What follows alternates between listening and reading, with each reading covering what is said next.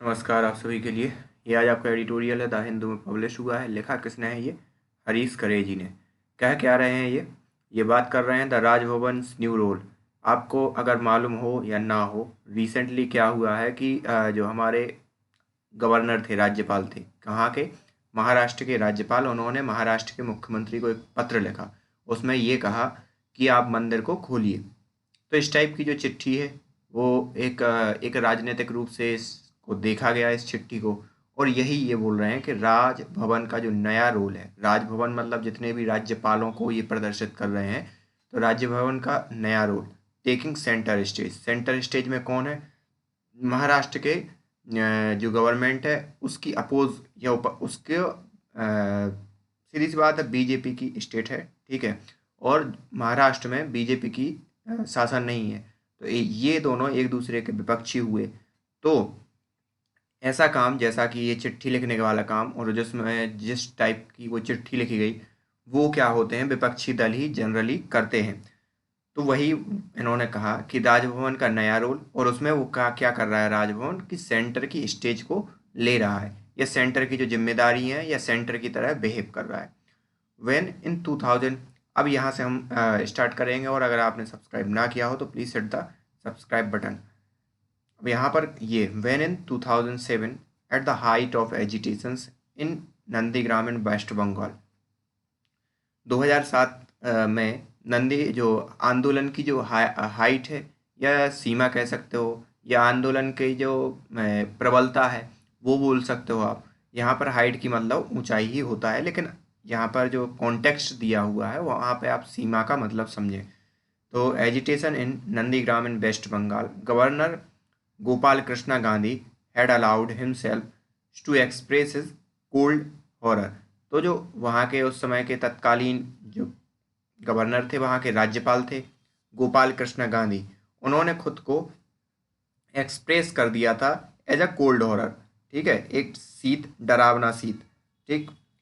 उस हिसाब से उन्होंने खुद को प्रेजेंट कर दिया था एट द अगली वायलेंस। उस वायलेंस जो हुई थी, या बहुत बुरी तरीके से जो झड़प हुई थी, उस चीज़ को लेकर। रायसेना हिल्स मतलब जो केंद्र की सरकार है उसके बारे में बात कर रहे हैं। रायसेना हिल्स में आपको मालूम होगा बहुत ही अच्छी अच्छी जो हमारे देश के टॉप ब्यूरोक्रेट, या जो दिल्ली में बैठने वाले लोग हैं, वो वहाँ पर रहते हैं। तो रायसीना हिल ओवरसीज। तो यहाँ पर ओवरसीज का मतलब आप ये समझ लो, सुपरवाइजर, है ना, जो किसी भी चीज़ को क्या करते हैं, ऑर्गेनाइज करते हैं, या एक हेड पोस्ट होती है। तो रायन सीना हेल्स के जो प्रमुख लोग थे वर नॉट प्लीज्ड, खुश नहीं थे, and their displeasure was convey to Raj Bhavan in no uncertain term. तो यहाँ पर कोई अनिश्चित मतलब कई बार राजभवन को, जो राजभवन ने इस स्टेप का जो वो लिया था स्टेप, उसको ये कई बार रायसीना हिल्स वालों ने अपनी जो क्या थी, असहमति थी, या जो खुश नहीं थे, उसको प्रदर्शित कर दिया था उस समय। There was a definite clarity in New Delhi that governor need not get involve in the fracas among politician parties and leader. और यहाँ पर नई दिल्ली का सीधा सा ये मतलब था, इसलिए असंतोष जाहिर किया था नई दिल्ली ने कि गवर्नर को किसी भी पॉलिटिकल पार्टी, या जो तत्कालीन जो वहाँ पर जो क्रैक आउट हुआ था, या जो भी वो हुई थी, उस चीज़ को गवर्नर, उस सब चीज़ों में गवर्नर को नहीं पढ़ना चाहिए, ना इन्वॉल्व होना चाहिए, क्योंकि ये एक पॉलिटिकली मुद्दा बन चुका था। दैट वाज ओल्ड इंडिया, और वो लेकिन पुराना भारत था। And there was a commitment to the federal principle, और यहाँ पर एक कमिटमेंट था फेडरल प्रिंसिपल मतलब संघीय ढांचे का जो सिद्धांत है, उसके लिए कमिटमेंट था। तो इन्होंने अब ये कहा कि ये पुरानी बात हो गई है। इन द न्यू इंडिया, अब न्यू इंडिया पे ये एक साथ कटाक्ष कर रहे हैं, जो नए नए लॉन्च मिशन लॉन्च कर रही है ये प्रेजेंट गवर्नमेंट, उसके रिगार्डिंग। तो ये कटाक्ष है कि new India new role is being scripted for Raj Bhavan.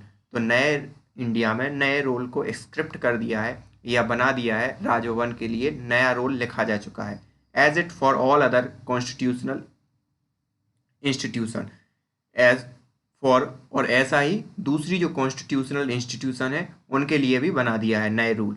The governor in the non Bharatiya Janata Party ruled state have been given a licence to convert Raj Bhavan into the rival centre of political activities. और जो BJP है वो क्या कर रही है कि जहाँ भी उसकी सरकार नहीं है वहाँ पर वो गवर्नर के थ्रू एक विपक्षी जो विपक्ष है उसके तौर पर खुद का जो अपनी विचारधारा है या उसको प्रेषित कर रही है गवर्नर के थ्रू। मतलब गवर्नर को ये दे दिया कि आप एक पुरजोर या अच्छे सशक्त विपक्ष की तरह काम करो, जहाँ पर उसकी सरकार जिन राज्य सरकारों में नहीं है। इवन इंट्रूग, इंट्रूग मतलब होता है साजिश करना। तो इंट्रूग अगेंस्ट द इलेक्टेड गवर्नमेंट, और गवर्नर का रोल उसमें भी है कि जो इलेक्टेड गवर्नमेंट है उसको भी क्या तहस नहस करने में भी गवर्नमेंट का यूज़ कर रही है। द लेटर इन महाराष्ट्र, अब बात आती है लेटर पर। Honourable Jagdeep Dhankhar at the Kolkata Raj Bhavan so for had the distinction of being the most active license seated till his counterpart in Mamta Rajbhavan decided last week to cross all limit of gubernatorial properties. तो यहाँ पर अभी तक क्या था कि जो जगदीप धनखड़ थे वो इस जो इन्होंने स्क्रिप्ट गढ़ी थी उसका अच्छे से रोल अदा कर रहे थे, जब तक कि यहाँ पर भगत सिंह कोश्यारी जी ने बॉम्बे में ये जो लेटर नहीं लिखा तब तक, मतलब एक गवर्नर की हर एक हदें पार नहीं कर दी तब तक, जब जगदीप जो धनखड़ वहाँ के पश्चिम बंगाल में थे वो अपना रोल अच्छे से अदा कर रहे थे। Maharashtra governor Bhagat Singh Koshyari why now famous letter to Chief Minister Uddhav Thackeray is demanding reopening of the places of worship to the devotees across the Maharashtra। और यहाँ की जैसे मैंने आपको बताया ही था कि गवर्नर ने जो चीफ मिनिस्टर हैं उद्धव ठाकरे उनके लिए पत्र लिखा कि आप जितने भी मंदिर हैं उनके लिए क्या कर दो, ओपन कर दो। तो उसके कारण ये हाईलाइट आ गए। Is a brilliant but thoroughly, तो इनका जो लेटर था वो अगर देखा जाए तो सर्वथा पूर्णतः क्या अनर्विंग मतलब हतोत्साहित करने वाला इनोवेशन था। और गवर्नर के बैग की जो ट्रिक्स थी, गवर्नर बैग ट्रिक्स मतलब जो बीजेपी जो चाहती है अपने गवर्नर से वो वाली, वो क्या कर गई, ओवर रीच कर गई या अति हो गई इस चीज़ की, या ऐसा मूव वो भी नहीं सोच रही थी या ऐसा नहीं वो करना था, सीधी सी बात।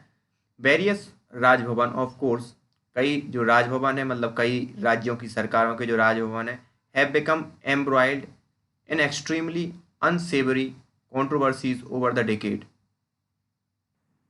तो यहाँ पर एम्ब्रॉयड का मतलब है कई जो राजभवन है पिछले कुछ समय में या कुछ दशकों में, एम्ब्रॉयड मतलब किसी चीज़ में इन्वॉल्व होना, ठीक है। एक्सट्रीमली अनसेवरी कोई मतलब बेतुकी कंट्रोवर्सी में पिछले कुछ दशकों में इन्वॉल्व हुए हैं।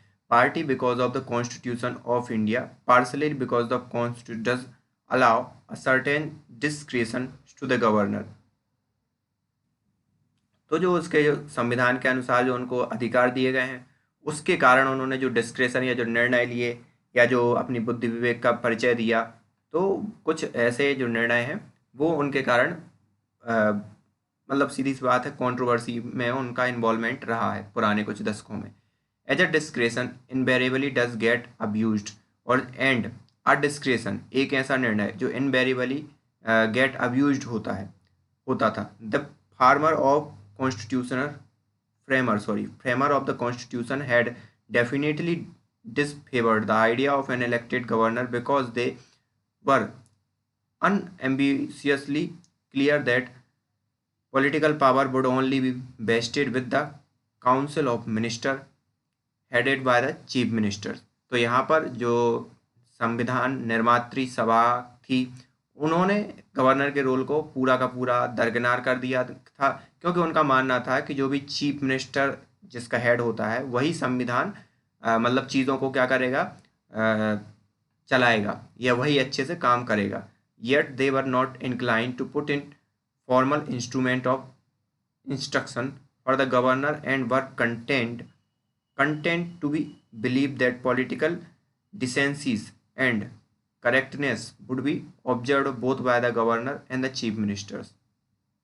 तो यहाँ पर क्या है कि yet they were not inclined to put formal instrument of instruction for the governor, और formal मतलब वो इस बात के लिए इंक्लाइन नहीं थे कि फॉर्मल वो भी इंस्ट्रक्शन हो कि भाई राजनीतिक रूप से गवर्नर उसमें हस्तक्षेप करे, तो उसके लिए भी वो लोग तैयार नहीं थे। And were content to believe that, और वो इस बात पर विश्वास करते थे कि जो पॉलिटिकल डिसेंसी है, मतलब पॉलिटिकली इन्वॉल्व नहीं होना है, लेकिन पॉलिटिकल जो शिष्टाचार है और उसकी जो करेक्टनेस है, मतलब कोई गलत हुआ है तो उसमें दोनों ऑब्जर्व करेंगे, चाहे गवर्नर हो या मुख्यमंत्री, दोनों उसमें इन्वॉल्व रहेंगे। मतलब राजनीतिक रूप से गवर्नर का हस्तक्षेप नहीं रहेगा, लेकिन जो शिष्टाचार के तौर पर है, गवर्नर मुख्यमंत्री को वो कर सकता है, मतलब आदेश दे सकता है या उसके साथ डिस्कशन कर सकता है।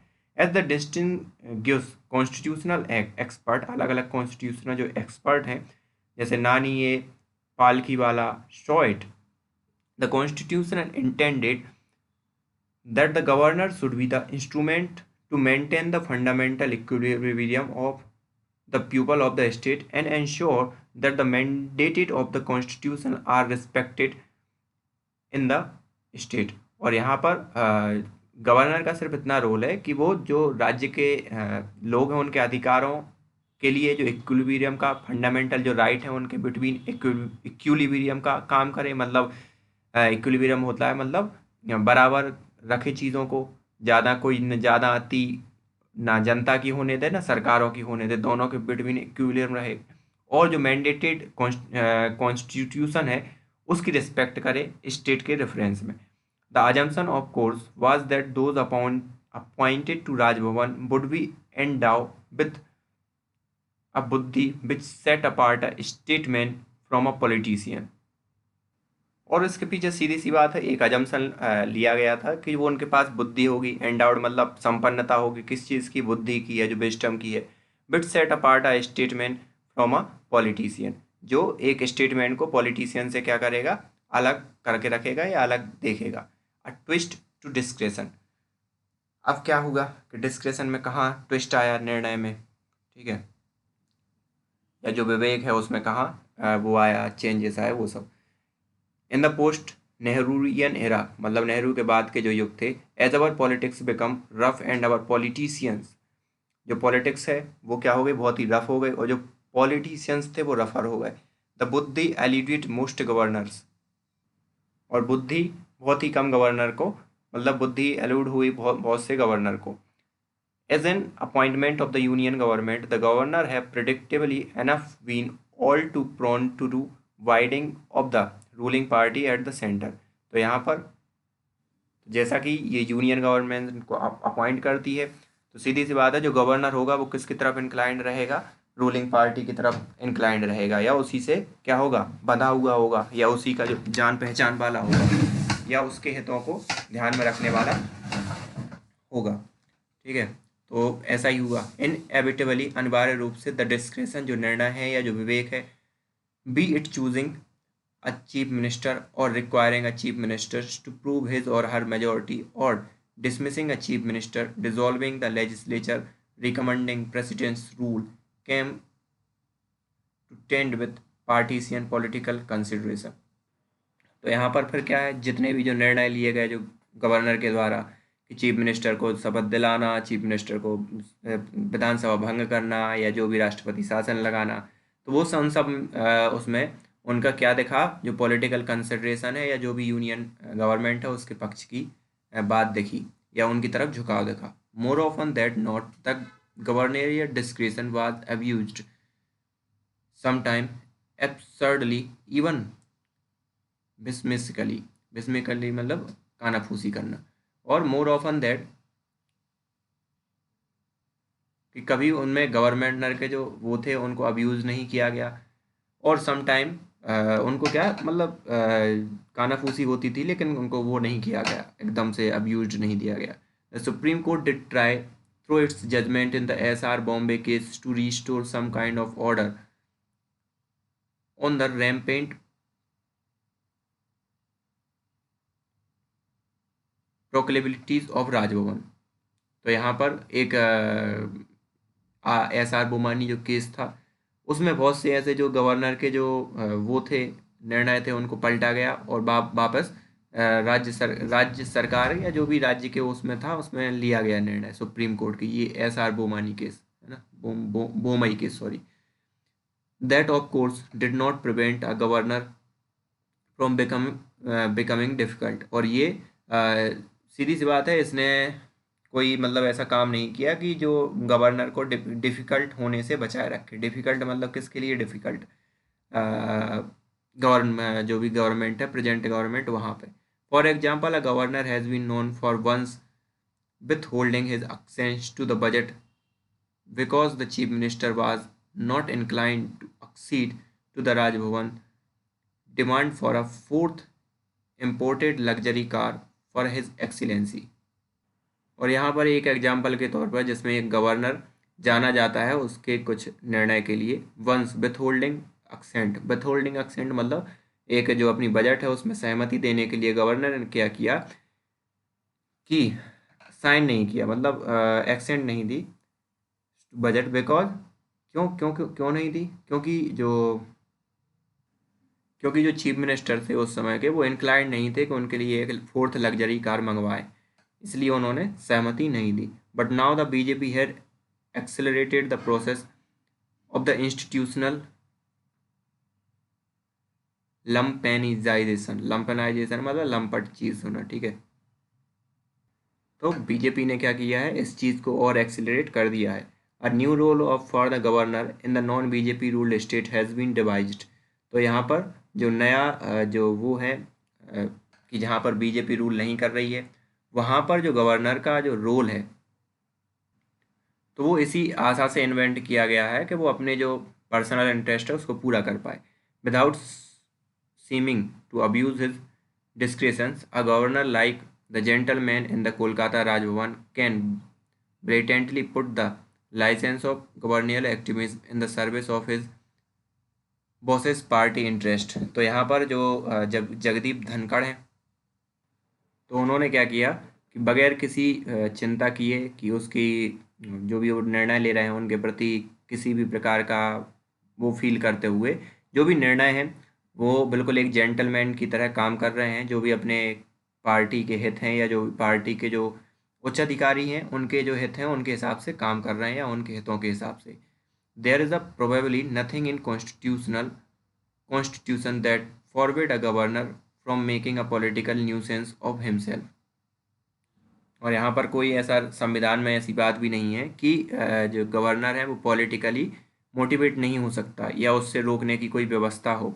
There is a probably nothing in constitution that मतलब वही कि गवर्नमेंट को मतलब सॉरी गवर्नर को पॉलिटिकली इंक्लाइंड होने से रोक सके। The Twitter handle come in handy, और ट्विटर हैंडल क्या है, कम्स इन हैंडी और नॉट और no one can fault a governors granting an audience to delegations hostile to chief ministers।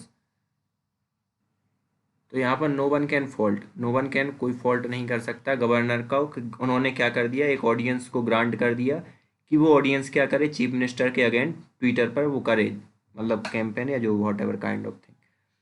The Maharashtra governor was all too willing to get himself photographed with a film actress who was demonstratively brawling with Chief Minister Thackeray. तो यहाँ पे जो महाराष्ट्र के governor was all too willing, वो भी इसमें billing उन्होंने खुद को मतलब खुद को झोंका या इन्वॉल्व किया किस में कि photograph with a film actress, एक फोटोग्राफ लिया फिल्म एक्ट्रेस के साथ जो कि किसके साथ इन्वॉल्व थी, महाराष्ट्र गवर्नमेंट के साथ इन्वॉल्व थी। चीफ मिनिस्टर ठाकरे को क्या कर रही थी, उल्टा सीधा बोल रही थी। अब यहाँ से आप वो ट्विटर वाली लाइन को आप मैच कर सकते हो, कैसे गवर्नर ने ऑडियंस प्रदान कर दी चीफ मिनिस्टर के अगेंस्ट एक शत्रु बनाने के लिए, क्योंकि उन्होंने जैसे ही ये लेटर लिखा तो हो सकता है ट्विटर पर ट्रेंड चलने लगा हो सच काइंड ऑफ थिंग कि भाई मंदिर नहीं खोल रहे टाइप की चीज़ में। और take the case of West Bengal governor openly suggesting that police official and his bureaucrats should perform their duty as public servant are not political worker। और यहाँ पर तो पश्चिम बंगाल के गवर्नर ने डायरेक्ट जो वहाँ के ब्यूरोक्रेट्स थे या जो पुलिस वाले थे उन्होंने डायरेक्ट ये कह दिया कि आप ब्यूरोक्रेट्स की तरह काम कीजिए ना कि राजनीतिक वर्कर की तरह। Almost hit and run strategy and then leave to media to whip up a political cloud over such loaded utterances।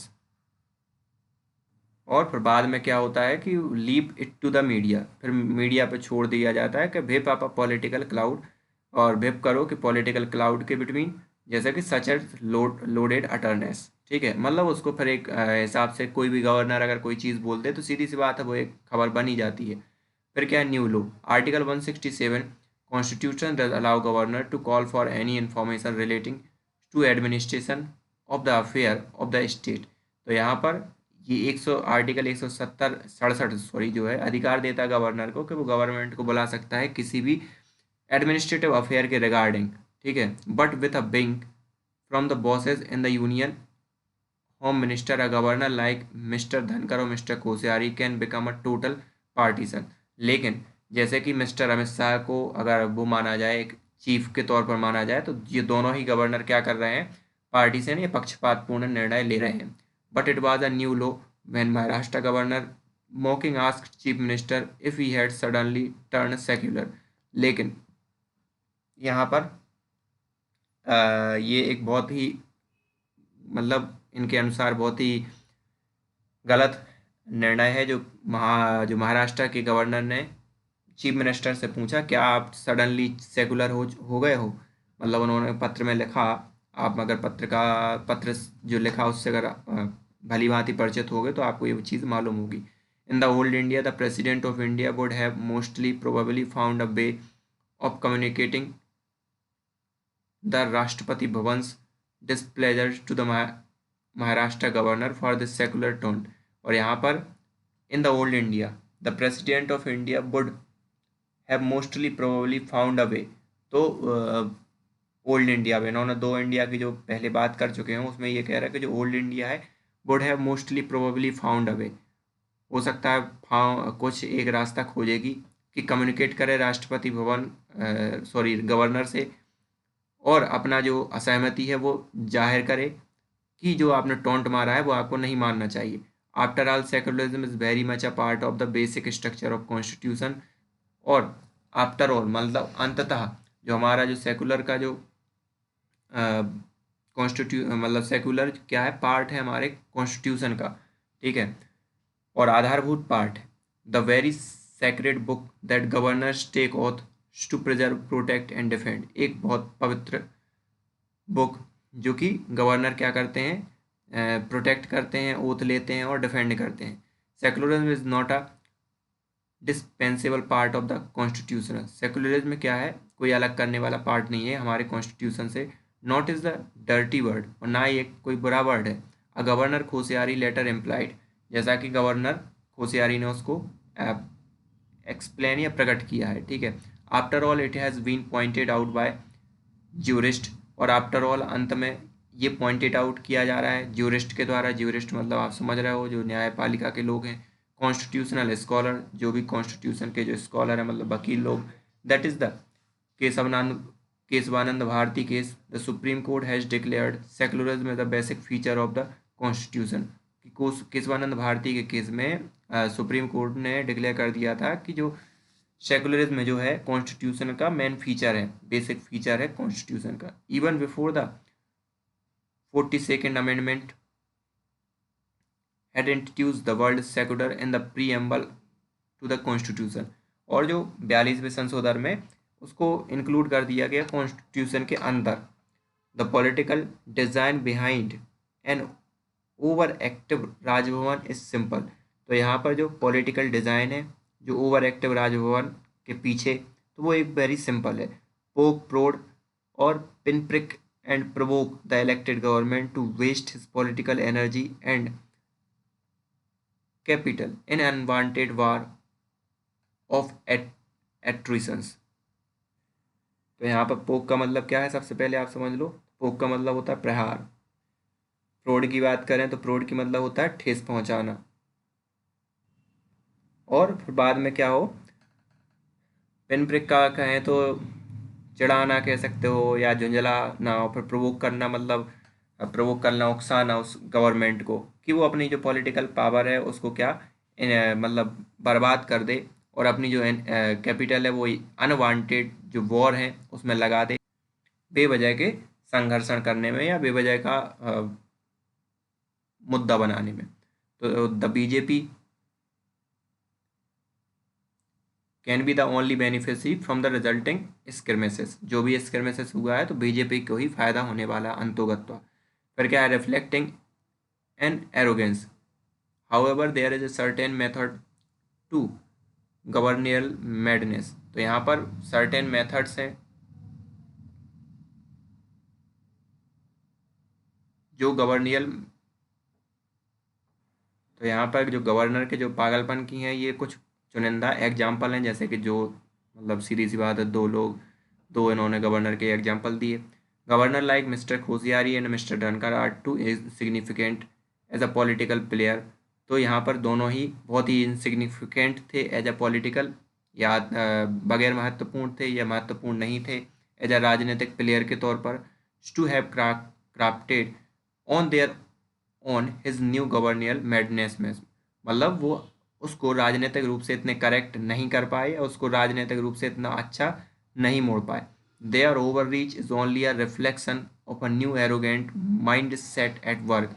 और ये जो ओवर रीच है या जो ये अति चीज़ दिखाई दे रही है, वो सिर्फ और सिर्फ किस चीज़ को डिसाइड या दिखाती है कि जो एरोगेंस रहता है किसी व्यक्ति के अंदर, तो उस माइंड सेट को दिखाती है। The Narendra Modi Amit Shah leadership subscribes to maximalist approach to the obligation of institutionalised sharing of power within our federal framework. तो यहाँ की जो अमित शाह और नरेंद्र मोदी की गवर्नमेंट है वो सब्सक्राइब कर रही है कि maximalistic approach to the obligation of institutionalised sharing of power.